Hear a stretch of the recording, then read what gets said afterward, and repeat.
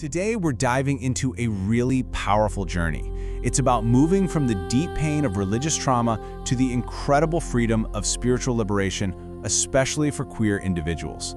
It's a path from shame to sacredness, and it all starts with understanding a fundamental lie. This quote from Annis Nin, wow, it just gets right to the heart of it, doesn't it? It completely reframes the struggle. We're not talking about some flaw that's inherent to you, but about a falsehood, something put on you from the outside. For so many queer people who grew up in non-affirming religious spaces, this lie gets repeated over and over until it starts to feel like the absolute truth. But here's the thing, it's a spell, and spells can be broken. Okay, so let's start by really understanding the nature of this wound. Religious trauma is tricky because it's often silent, it's invisible, but its effects, they go incredibly deep, shaping a person's whole sense of who they are and where they fit in the world. To really get this, we have to talk about a crucial distinction, one that comes from the work of John Bradshaw. It's the difference between guilt and shame. See, guilt says, I did something bad. It's about an action. But toxic shame, the kind that's so often bred by religious condemnation, well, that attacks your very existence. It sends a corrosive message that your fundamental nature, who you are, is wrong. It says you are bad. And here's the thing, this wound isn't just in your head. As researchers like Bessel van der Kolk have shown us, the body literally keeps the score. This trauma becomes embodied. You might feel it as a tightness in your chest when you walk into a church, or maybe you find yourself just zoning out, dissociating during a sermon about purity. That's not a weakness. Those are your body's memories. That's your body trying to protect you from a pain it was taught to expect. What makes this kind of trauma so uniquely cruel, as Alan Downs describes, is that it's not just about people rejecting you. It's the crushing belief that the creator of the entire universe rejects you.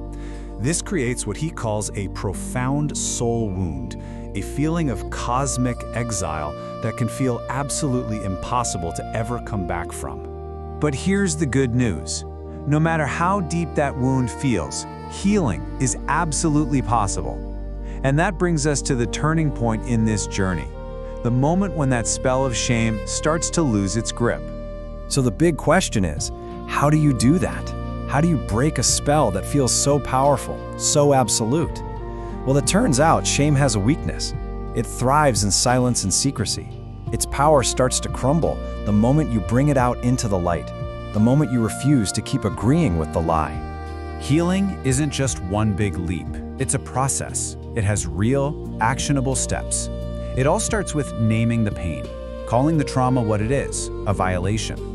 From there, you have to break the silence, sharing your story with people you trust.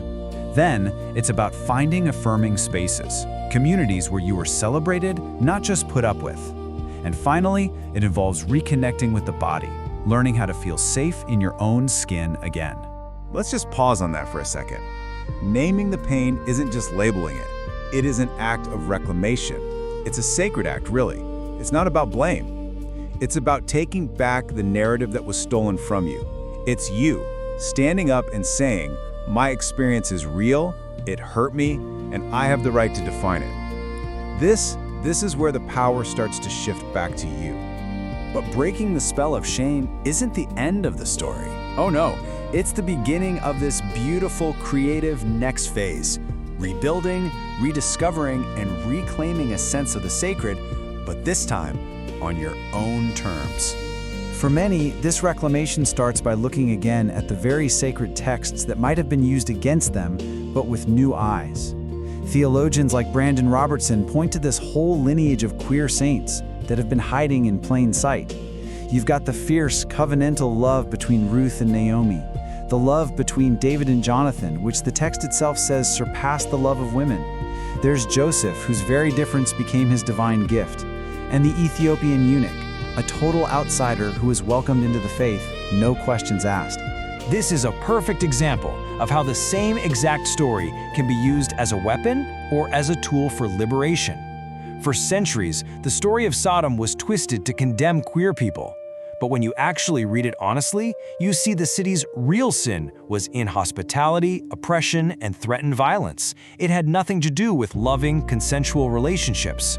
And this idea, inspired by Brandon Robertson's incredible work, just sums it all up. It's this radical declaration that the Bible doesn't actually belong to the people who've used it to exclude. It belongs to anyone and everyone who is searching for liberation in its pages. And you know what? This sacredness isn't just limited to one tradition. It's a global human heritage. So many indigenous cultures have honored gender diversity for centuries. We see it with Two-Spirit people in North America, the Nadliahi in Navajo culture, the Winkte of the Lakota, the Fa'afafin in Samoa. In these traditions, being different wasn't a sin. So often it was seen as a sign of a unique connection to the spiritual world, a gift. So, this brings us to the final and maybe most crucial part of the journey. How do you take all this healing and integrate it into a sustainable, liberated life? It's about moving from just surviving to actually thriving. Living in liberation is an ongoing practice. It's supported by some really powerful tools. You've got embodied healing like yoga or dance to soothe the body's trauma memories. You can create new rituals with your chosen family to build that sense of sacred belonging. You learn to set and protect firm boundaries to guard your peace.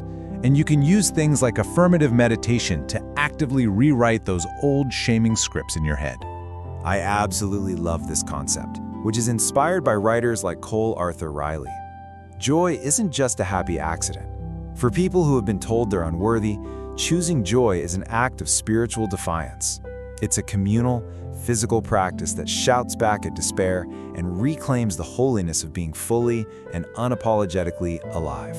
And that's really the ultimate takeaway here. Liberation isn't some finish line you cross and then you're done. It's the moment you reclaim the pen. It's the point at which you become the author of your own life, your own story, and your own sacred path. It's where the journey truly and finally becomes your own.